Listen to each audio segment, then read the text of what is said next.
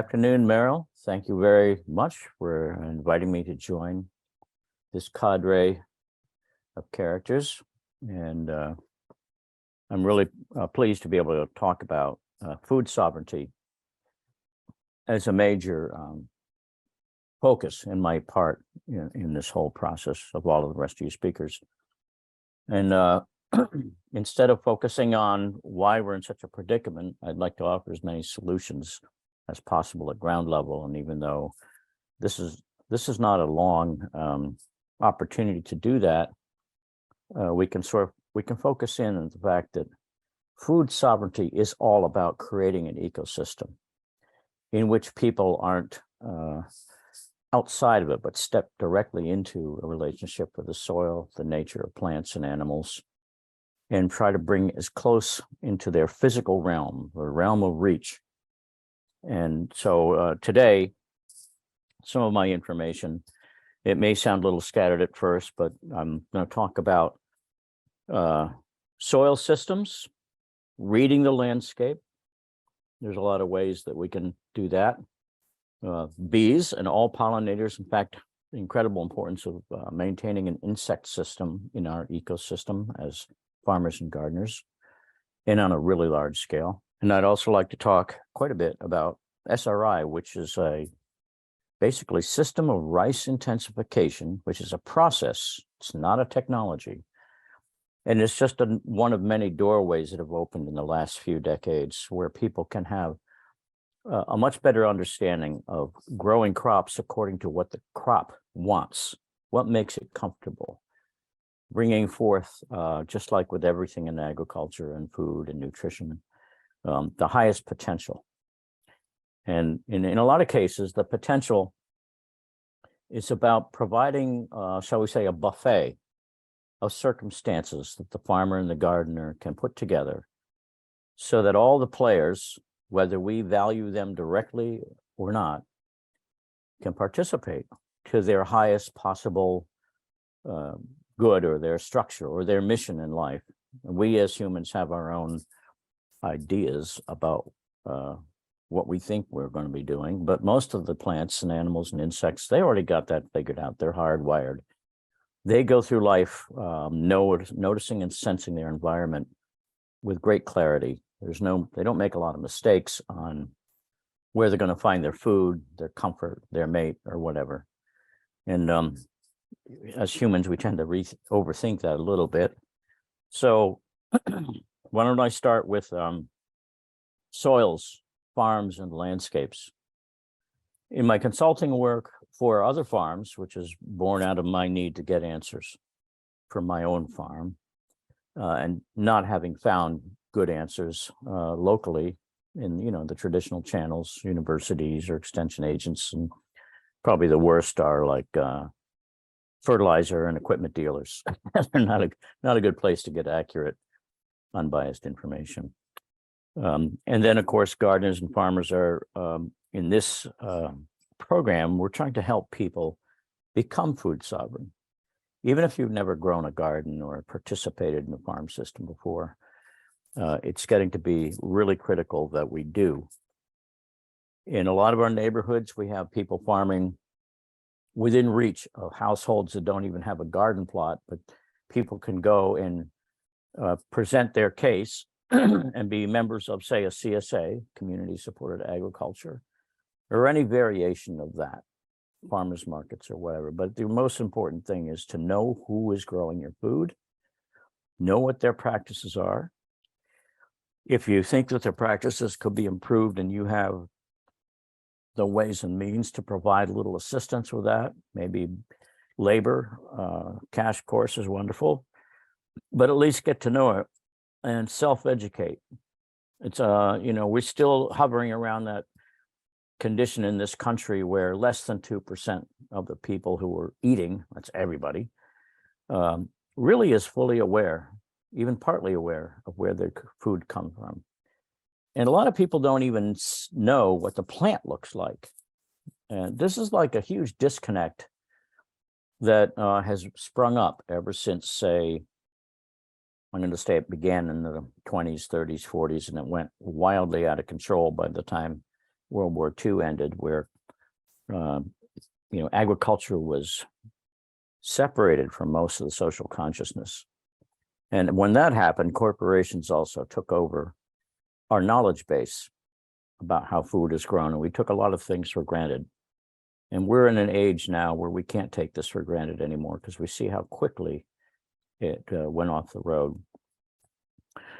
So in this work, a lot of people are asking for answers. They're looking for answers. They've maybe tried a lot of avenues, like doing soil tests. We'll start with that. I have to remember that a soil test is just a piece of paper. Plants and animals don't read our books. They don't go to our schools. They don't have any concept of what people are all about. But if we make them comfortable on their terms, things work out pretty good. So a soil test, for example, is like a snapshot that the chemistry world has given us, a so-called tool. But it was designed to satisfy and please fertilizer and pesticide dealers and corporations. The soil test is useful, but very limited unless you add other pieces or other aspects to it. Now, if you really wanted to learn more about your land, and I will add this link here at some point, and it would be get to know all the species and the names of the plants in your landscape that you're intending to farm or are farming or gardening in. That means all the weeds in particular.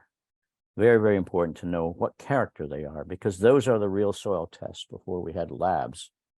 We had plants, we had animal behavior, and we could walk out in a field or a farm that was new to us and have a pretty good sense of what was right and what was not right. And it's not the case that we can always go to a landscape and just insert or superimpose our intentions or will on that landscape and have great results, because sometimes nature's rhythm or frequency for that piece of land is much different than our intention. And so the farmers and gardeners who, especially the farmers, enter a landscape with a little bit too much hubris, they get into trouble, and nature keeps on knocking them down with one problem after another because we're not listening. It's much easier to listen when you're a gardener. You're not in the tractor, you're not in the truck, you're on your feet. You're down close to the ground. You can taste things, smell things, see things. If you have kids in your life, they can be even sharper eyes than ours, because they notice stuff that adults sometimes don't. This is part of the ecosystem where the family and the farmer become a part of their landscape every day. In fact, and it's often been said to me by mentors a lot older than I am, that the farmer's footsteps are the best fertilizer for the field. And I took that to heart a long time ago and found it to be very true. If you go out into a field, for example, and you want to grow vegetables for your family, you may see the field simply as a meadow or a recently cleared woodlot. And you have to look at what the indicators are about what's going on in that soil that would support vegetables. So if it's all grass and sod, and there's some broadleaf out there, and things are kind of weak and tired out, usually it's like people around our neck of the woods will buy an old rundown hay farm or an abandoned farm, and they'll step in and they'll use a plow or till up a piece of ground, and then they'll plant. And sometimes they get lucky, and the soil has been fairly well fortified in the past, and it's maybe rested from the conquering of conventional agriculture or overhang or over potato growing or something. And the garden turns out to be pretty good. And then they can get away with that maybe 2 or 3 years, and then things start to show up, and we often call them weeds. And weeds are simply messengers. They are there for a purpose much greater than our own. They are there to balance, heal the soil, heal the environment. And as humans are tending to do, we disturb soil a lot. And in order to grow our crops, we usually completely conquer a landscape. And then we find ourselves frustrated by weeds, which come ever increasing amounts to try to repair what we have done, because we didn't understand what a disturbed soil wants to do. It wants to heal itself. So many of those plants that we call weeds are the ancestors of our food crops. And some of them actually have 2 or 3-fold the nutrition of our food crops. But it's usually our livestock, if we have any, that enjoy them, and we simply view them as weeds because we don't see them as something we can cash in the marketplace. But a landscape, if you will, say you open the pages of the book by J. McCammon, Weeds, When Weeds Talk. I think the most recent version is When Weeds Talk. It's brilliant. This was like an agronomist who walked out there and said, I'm going to test the soil around every group of weed species that I can find in America and find out what it is their comfort zone is. And he wrote the book according to how a plant experiences life. And that's really great. It is weeds that he's talking about, because weeds is the most expensive challenge in agriculture today. And we need to have a completely different view of that. So when you walk into a field, what is growing there before you disturb the soil is a soil test. It's a wide open thing. It's like the elephant in the kitchen. It's right in plain view, but we just don't have the language. So that author did us all a service, provided us a little bit more of a language. And then after we disturb soil, plow and till, a different set of plants comes in to heal itself. And those plants are the reactionary plants. And those are the ones that we call the ones we would interfere. We try to kill them out. Conventional agriculture is so addicted to herbicides without considering the underlying cause of that plant being there. And then there's another step. When you start planting gardens and plants in a soil that is relatively unknown to you, you need to have your eyes open for symptoms and conditions. That's not tests. The soil tests will not tell you that much about that. But the plant will tell you, if you recognize it, what it looks like in the leaf, what it tastes like. And so going forth, you can access a lot of that information visually with your own crops after you have planted things and say, well, you know, my greens aren't doing well. I've got spinach and chard over here, which is in the Chenopodium group, and they taste terrible. They put hair on my teeth. There's so much oxalic acid that it's can't be stomached. And the first thing that means is you don't have functional calcium as the primary element that plant is living on. Instead, you might have things like potassium and iron and things like that. And so each plant group and each plant symptom set is a really accurate way.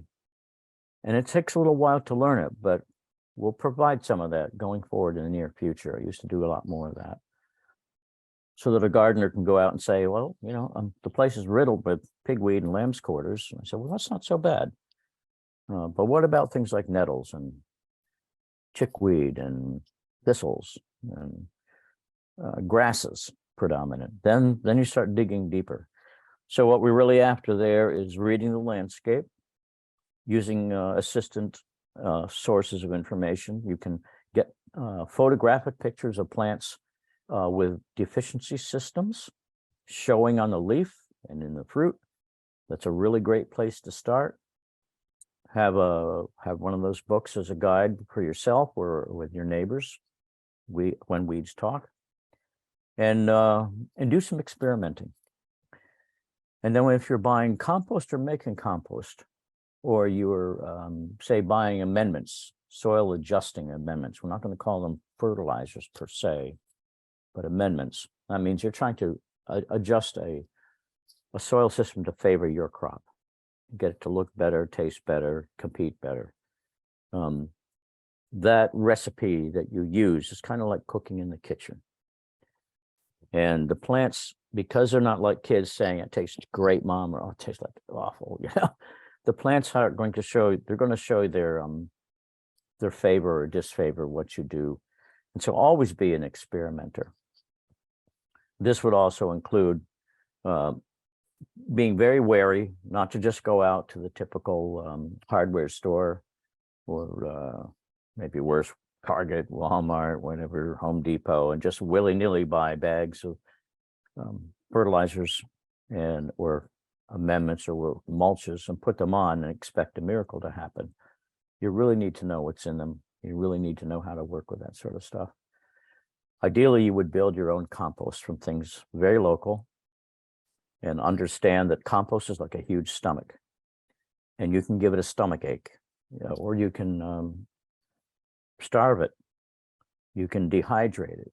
Think of it as a living being, and you're going to use that compost of greens and browns and waste materials, and preferably build it in the shade, deep shade of hardwood trees, so that it doesn't dehydrate and it's exposed to a far greater range of microorganisms that can inhabit it.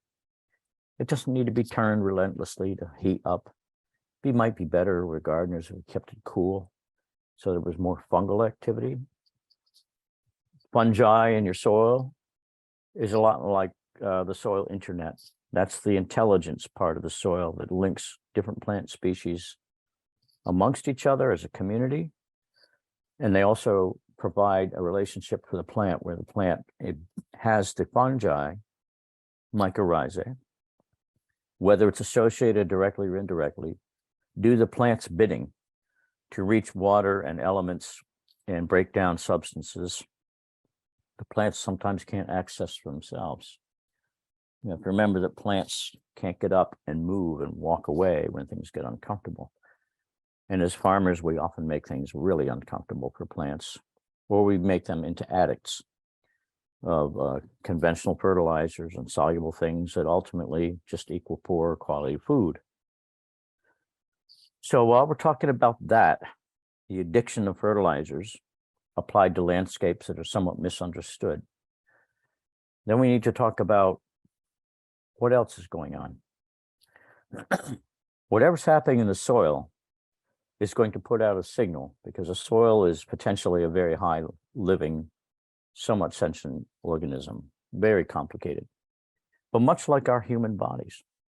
So if a plant is in distress and it's got a malnutrition problem that we may have created, or we may have simply placed it in an unfavorable position, the insects will be some of the first organisms to understand that the plant's out of whack, and the bees, for example, honeybees, won't come to that plant as a preference for nectar, because they live a very short, high-strung life that depends on very balanced nutrition, and their lifespan is 4 to 6 weeks or so. And then we can broaden that bee topic out to all the other beneficial insects.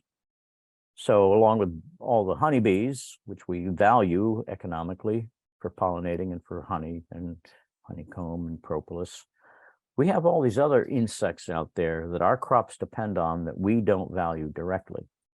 And that is this massive, shall we say, a crowd, almost uncountable in numbers on a relatively healthy acre of land, especially if the crops are diverse. There's edges of woodland and meadows and grasses in your gardens. And we need bees that not only consume nectar, but they also are carnivores, like the beneficial wasps and flies that prey upon all sorts of other insects that usually are attracted to destroying our crops because they would like to eat too. And sometimes the crop consumers really get ahead of us, and we've perhaps interrupted the balance. So creating habitat for all the insects, not just honeybees, is critically important. And many of them have extremely small mouths, and so a really vast collection of wildflowers and herbs, plants, trees of every nature that allow these small hyperactive organisms to fly in, fly out, sometimes completely unseen by us throughout the whole growing season, who are the predators that keep cleaning up the pack. They keep cleaning up the larvae and the other beetles and things like that that often attack our crops. And so habitat on a farm, especially in these times when our more valuable, to us anyway, honeybees are facing extinction events. Much of these extinction events are due to human activities. And we could take a deep dive into bees at some time, but we could cleanly say chemicals in the environment that are man-made and loss of habitat are kind of the primary reasons why our beneficial insect populations have been devastated. We keep a bee yard here on the farm with the help of a beekeeper, and he calls this the hospital. And he might have a pollinating contract, and the bees will go out to another farm that's a monocrop or something like that. And they're paid, but the bees live a short life, and they come back to the hives and they're bad tempered. This is like as if someone's pollinating a commercial blueberry field. And so they come back, and he gives them a couple of generations or a whole year to rebuild their strength, if possible, in a place where we keep a habitat. We intentionally plant very diverse cover crops. We keep an unmowed meadow. In the orchard, we don't cut everything down unless we're just about ready to harvest fruit. We want to have a really large, diverse population. And the honeybees are worked into that, but they're not the sole character that we're interested in. If I had no honeybees, I would still get good pollinating and fairly good insect control because of habitat. If I take away habitat, it's going to cost me a lot more effort to raise these crops. And if you're raising cucurbits, cucumbers, melons, and squash, then you definitely want to have a nectar feeder group. Well, particularly interesting would be some years we've seen farms that'll plant, huge areas of winter squash, summer squash, and they just won't get the fruit to set. And we'll look around and say, well, cucumbers too. No bees, no honeybees. So the nectar feeding bees, particularly the honeybees, and sometimes bumblebees, are critically important to a huge sector of crops like the cucurbits, and sometimes even sweet corn, dry corn, and you have it. So habitat for honeybees.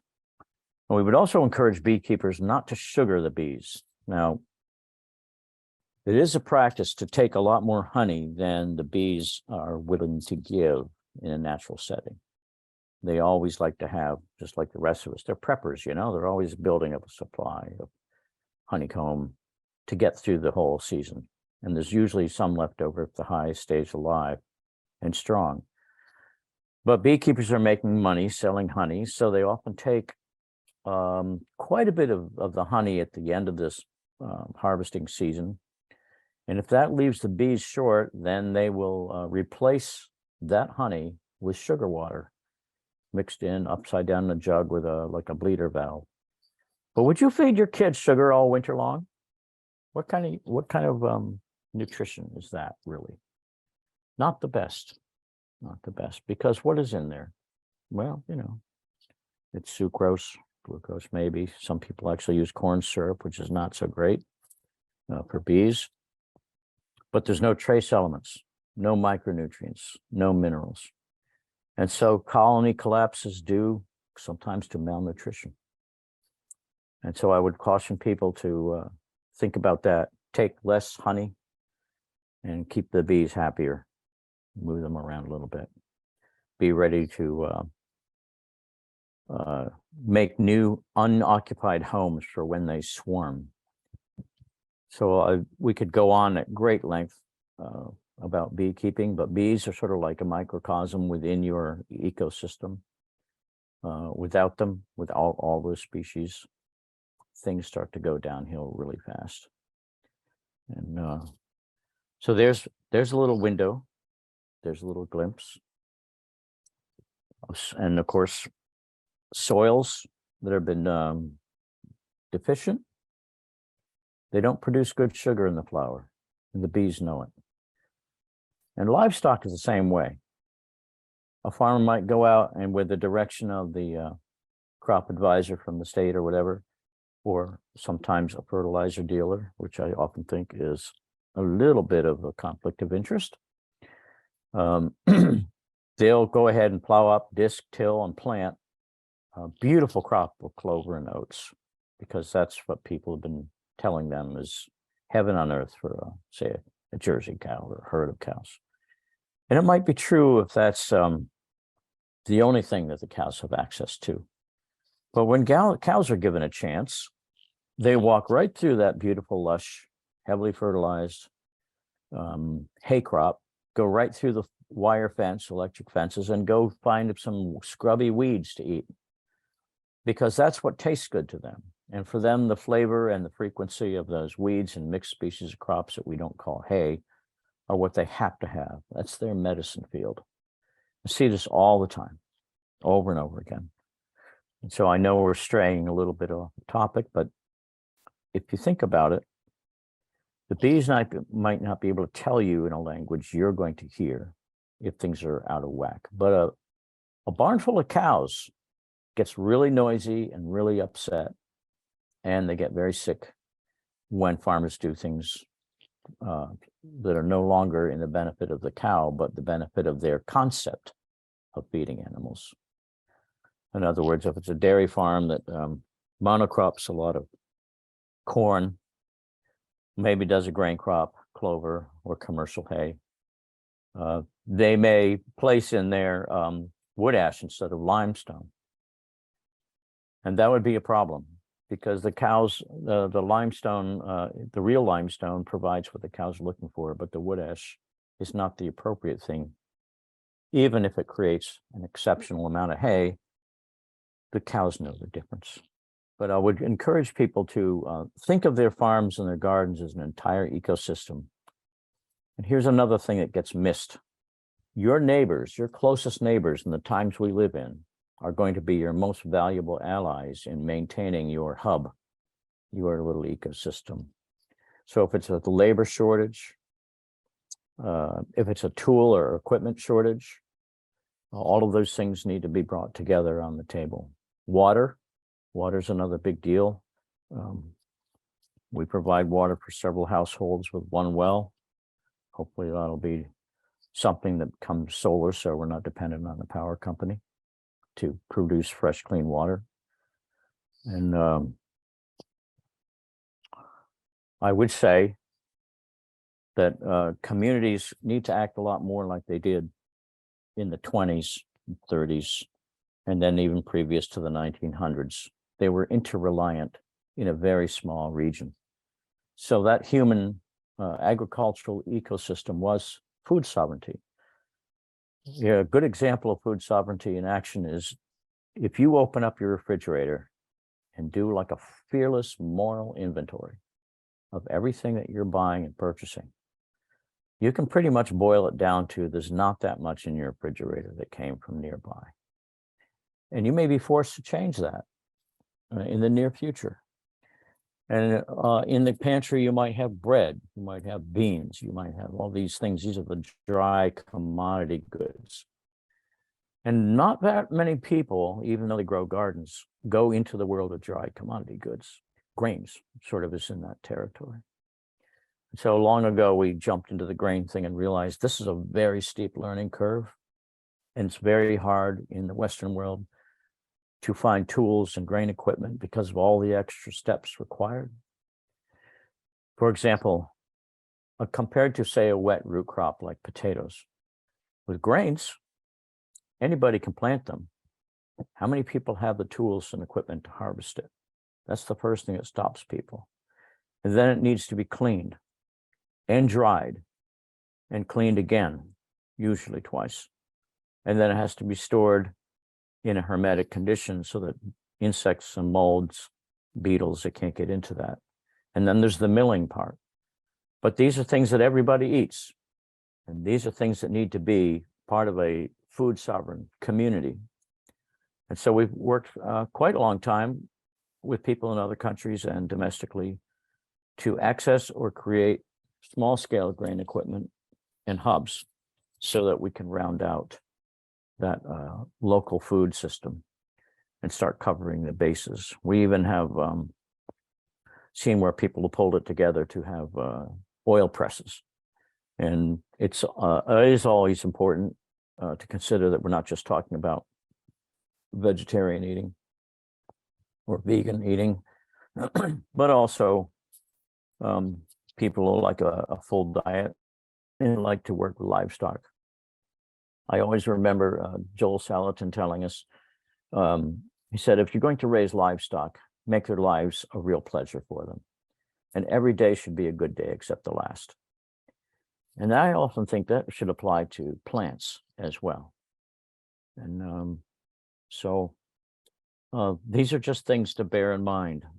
I think to put this down to a narrow framework, do learn to raise bees or cooperate with people who do. Do learn to raise livestock cooperatively so that you are not trapped to be a herdsman or herdswoman, if possible. That's where the community sovereignty comes into place. If you need to process dairy products and meats and grains, figure out all the infrastructure required and try to set it up in a small and efficient hands-on way, and count on your neighbors who are going to be consuming this stuff as part of your labor pool. If there is infrastructure, which is always infrastructure problems, try to solve the infrastructure problems as locally as possible. So with farms that have their minds to all of this, they wouldn't be caught dead without a generator, for example. They often are now installing alternative ways to do their field work. The really smart ones are no longer using tillage and herbicide, by the way. They're learning to plant crops, one crop right in on top of another as a constantly rotating wave, which is kind of like how nature does things. One plant will start to go to seed. Another set of plants that was seeded by nature months before takes advantage of the senescence of the first crop I mentioned, and you have a wave, a constantly regenerating wave. And that's like going out into a hayfield and seeing what organisms and plants are present every week of the year and how they slowly wave in sequence. And we're learning to grow grains like that now. We actually have perennial wheat, which we've never had before, to my knowledge, on this planet up until recently. Now people are working on perennial rice. And a perennial landscape is wonderful because it's not so mechanized. Imagine planting, you plant an orchard once in maybe 35, 40, 50 years. You lose some trees along the way. You plant with something else in the space in between, or you co-plant, even better yet. So mix up your vegetables, row crops, grains, legumes, forage for animals, and tree fruits in a much more wild edge type pattern so that you can benefit from all the things that nature does to help protect its own interests. On the last note, I would say, do look up sririce.org. There's several websites, and it'll let you give you an entire glimpse into a different universe of fewer plants, more space, more diversity, less outside fertilizer, less water, has created record yields for the poorest of people.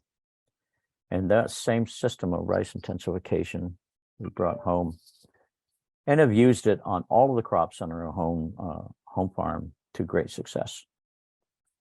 So that I want to leave that with you at that point, and we'll work it with that. Thank you for listening.